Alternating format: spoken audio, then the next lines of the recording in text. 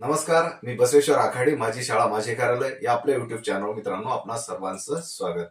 अतिशय महत्वाचा विषय या ठिकाणी आपण बघत आहोत. शिक्षण सेवक पद रद्द झाल्यास किती मिळणार पगार?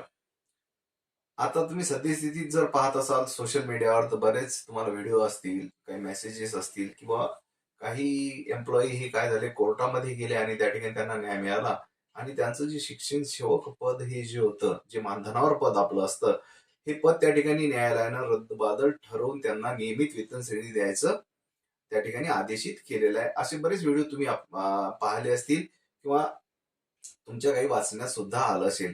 याच पद्धतीचं जर आपल्या महाराष्ट्रामध्ये जर झालं तर मग आपल्या मनामध्ये काय असते, एक उत्सुकता या ठिकाणी असते की बा जनरली जर सेवक संपलं आपलं या ठिकाणी तर आपल्याला वेतनही किती त्या ठिकाणी मिळू शकते. म्हणजे साधारणतः विचार जर केला तर जर तुमचा नियमित शिक्षण सेवक कालावधी जर पूर्ण होत असला तरी सुद्धा हा व्हिडिओ तुमच्यासाठी महत्वाचा आहे. आणि भविष्यात जर शासनानं दखल घेऊन सेवक पद जर रद्द केलं तरी सुद्धा हा महत्वाचा व्हिडिओ तुमच्यासाठी या ठिकाणी असणार आहे. तर आपण बघतोय साधारणपणे तर बीएड, डीएड, क्लर्क आणि लॅब असिस्टंट एवढ्या प्रकारची पदं ही यावेळेस आता शासनाकडून भरण्यात आलेली आहेत.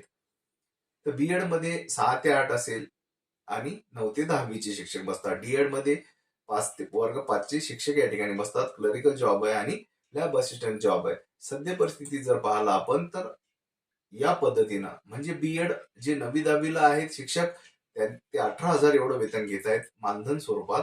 डीएड वाले 16,000 आणि जर 6 ते 8 चे पदवीधर असाल तरी सुद्धा 16,000 रुपये मानधन ते घेत आहेत. क्लरिकल मध्ये 10,000 आणि लॅब असिस्टंटला या ठिकाणी 12,000 रुपये एवढं वेतन ते मानधन स्वरूपात घेत आहेत. आणि जी ज्युनियर कॉलेज शिक्षक आहेत ते 20,000 रुपये मानधन यावेळेस शालार्थ प्रणाली मार्फत ते घेत आहेत. तर मग काय झालं इथे, तर जर समजा हे सेवक जर रद्द झालं आणि नियमित वेतन श्रेणीत जर ही मंडळी आली तर त्यांचा पगार किती असेल त्याची 100% या ठिकाणी आपण पीपीटीच्या माध्यमातून आपण या ठिकाणी बघूया.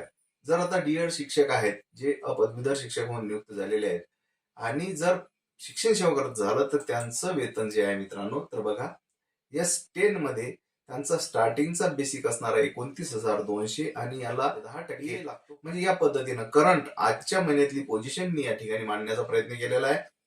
तर एकूण पगार हा असू शकतो यांचा 49,530 रुपये.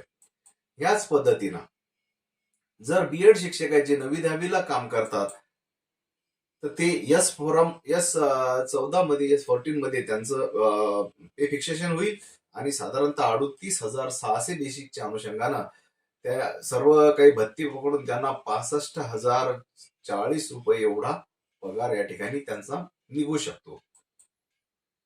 आता क्लरिकल बाबतीत क्लरिकल सध्या 10,000 रुपये मानधनावर आहेत.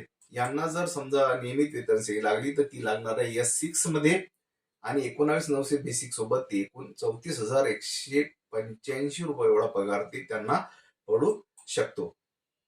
लॅब असिस्टंट आहेत त्यांना काय होईल तर S7 मध्ये त्यांचे वेतन निश्चिती होईल 21,700 एवढा बेसिक असून त्यांचा 37,155 एवढा त्यांना पगार या ठिकाणी निघणार आहे. तर हे 7व्या वेतन आयोगाच्या अनुषंगाने हे सर्व काही जे काही आहेत निकाल हे 7व्या वेतन आयोगाच्या पे स्लॅब मध्ये असणारे आहेत. आणि मित्रांनो सगळ्यात महत्वाचं म्हणजे ज्युनियर कॉलेज शिक्षक जे आहेत कनिष्ठ महाविद्यालयीन शिक्षक त्यांना जर बेसिक पाहिला तर त्यांचा 44,900 एवढा बेसिक राहणार असून त्यांचा 75,705 एवढा पगार या ठिकाणी निघू शकतो आजच्या महिन्याच्या अनुसार. म्हणजे फेब्रुवारी 2026 मध्ये आपण हा व्हिडिओ या ठिकाणी बनवत आहोत. भविष्यात 8व्या वेतन आयोगातले वेतन स्तर वेतन पद्धती त्या सगळ्या काही वेगळ्याच असणार आहे. त्याची अपडेट मी आपल्या चॅनलवर नक्कीच या ठिकाणी देणार आहे मित्रांनो. परंतु जर शिक्षण सेवक पद रद्द झालं तर या पद्धतीने आपले वेतन या ठिकाणी असणार आहेत.